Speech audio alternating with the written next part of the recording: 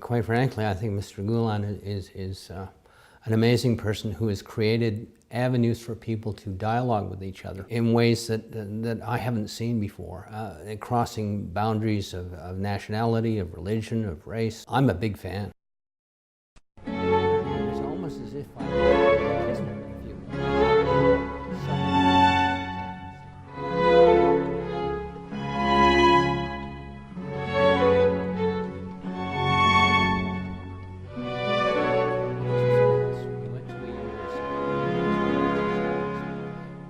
to the journalist.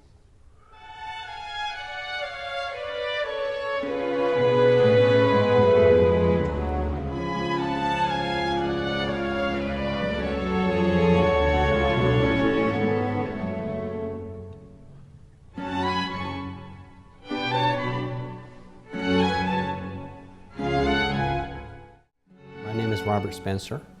I am a retired technical writer. I wrote software manuals mostly. And now my time is spent assisting my wife, who is a member of the legislative. We were invited to join a trip to Turkey, a friendship tour, organized by the Intercultural Dialogue Institute of Edmonton. Turkey had always been a dream of mine, and we jumped at the opportunity. And it was on this trip that we were introduced to the movement, the Hizmet Movement, and the works that it does. I've always believed, before I knew of Hizmet, that being part of a society means that you have a responsibility, along with all the good benefits that you receive. And what I found with the Hizmet Movement was a fruition of that ideal of mine, that truly lived the experience of responsibility to their society. Hizmet Movement, it's funny, you know, there was one night in Turkey where we had dinner with a journalist and his wife. I remember very specifically him explaining on an intellectual level what Hizmet meant to him and what it meant to the country, to Turkey itself. And he talked about responsibility.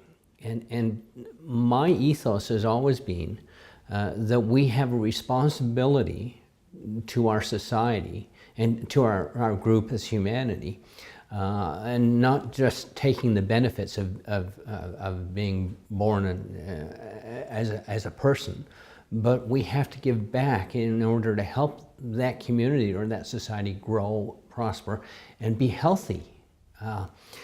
And so sitting at that dinner, it was almost as if a kismet, if you will. I'd met someone who was on exactly the same wavelength as me. And what I found was that thread ran through the entire Hizmet movement. And it was almost echoing my inner voice. Everything that I saw about the Hizmet movement said that if we are responsible and give back to our society, then everybody prospers and everybody is healthy emotionally, psychologically. That's the true path to me. And Hizmet was almost saying, yes, you've been right all these years, Robert. You were right. And here's the examples that we can give you. That's what I found most impressive about the movement and the people involved in the movement who also shared that concept of giving back or being responsible to the society they lived in. Quite frankly, I think Mr. Gulen is an amazing person who has created avenues for people to dialogue with each other in ways that I haven't seen before, crossing boundaries of nationality, of religion, of race. I'm a big fan. He's the creator of the movement intellectually. He's the one who explained how we could all, across borders, across religions, across races, communicate to each other in a peaceful dialogue. And because of his words, because of what he said, how he expressed what communication could do, then the movement was created and people took up his intellectual discourse and made it real, made it whole. So Fethullah Gulen is somebody that we should all pay attention to because he saw the path that we can walk down to change our world from one of war and anger and rebellion into one of unity and peace. Hizmet means service, and Islam demands service, and so does Christianity, so does Buddhism. They all talk about service to the cause, to mankind. So what Hizmet means to me is the true representation of Islam, the true representation of the Prophet's words, that we have to give service in order to achieve heaven.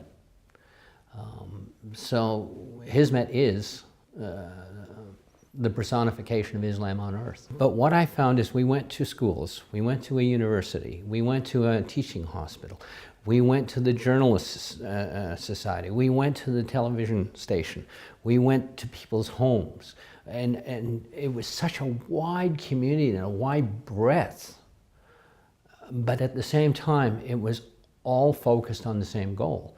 So you had this massive organization that spread all over different avenues, working towards a common goal. Typically in the West, we tend to have individual organizations for individual purposes. And so you have, for instance, the Red Cross, which works on emergencies. You have Hope, which works on health. You have UNICEF, which works on children's funds. None of them spread out from their dictate or their mandate. With Hizmet, you encompass everything. You bring everything in towards that common goal rather than narrowing yourselves. And to me, that gives greater opportunity for people to participate in the concept of Hizmet or the concept of service, and a much broader pool from which you can build that commonality. Very impressed with the fact that you're reaching across boundaries of religion to share experiences, both within your religion, the Christian religion, the Buddhist religion, as a way of realizing that those experiences are in fact common experiences, and that those goals that most religions have are common goals, and that is to understand who we are, why we're here, what our purpose is. Most of the dialogue that occurs nowadays is anything but that shared experience of religion. It's religion against religion, unfortunately. And those are false arguments that are being created in the world that are creating bloodshed, quite frankly. So by sitting down with those of other faiths and breaking bread, you begin to understand what the commonalities are rather than what the divisions are. And that can only be to the common good of us all. I really hope that kind of discourse continues, because that seems to me right now in the world that religion is being used to create hatred.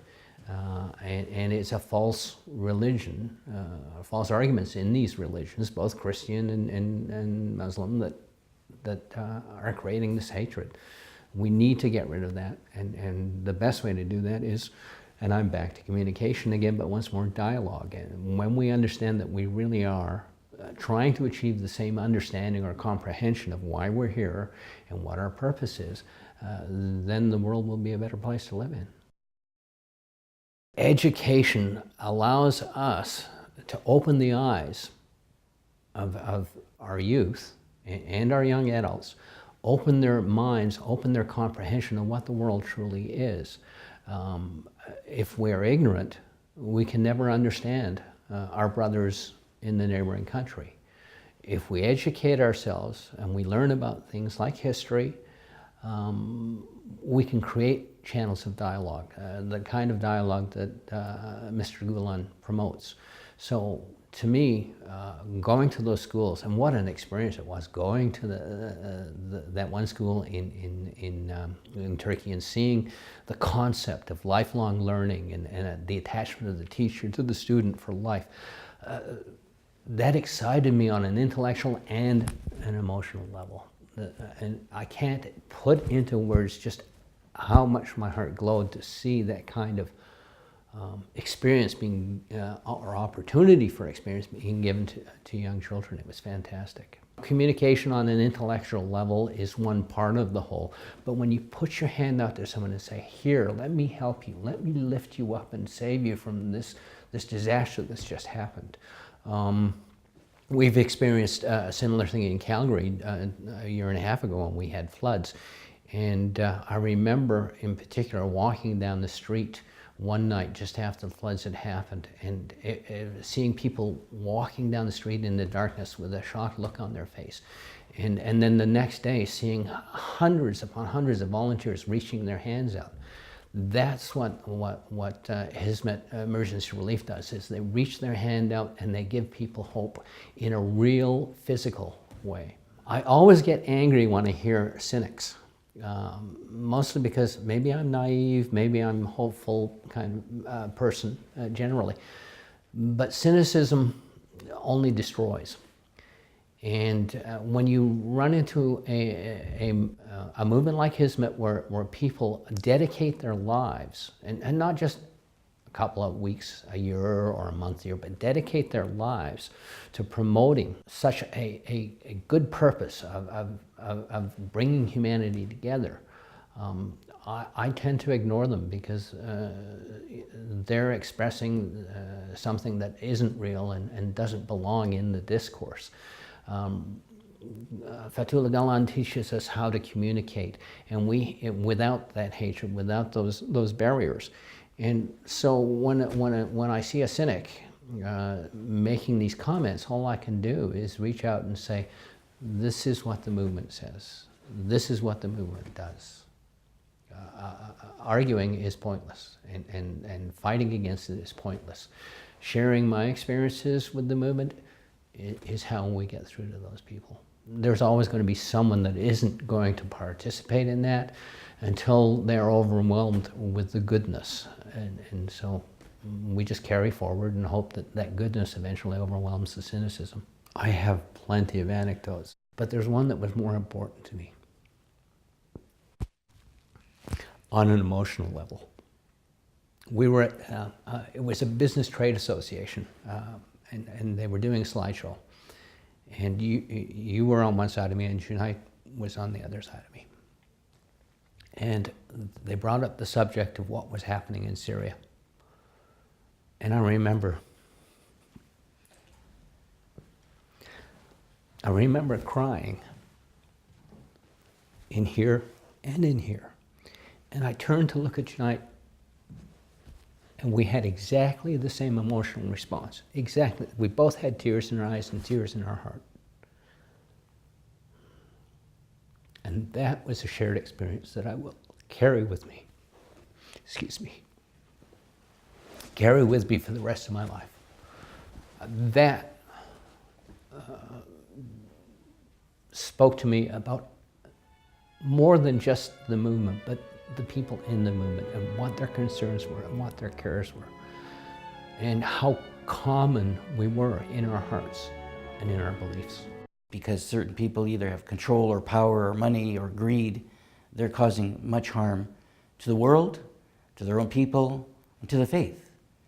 And I think that's where this movement, Mr. Gulen's doing, is fundamental to understanding and respect for each other, and we need more of it. I really got the impression that Hizmet had a very subtle but strong effect on people, that it was part of the opening up of that society, the international opening up of that society.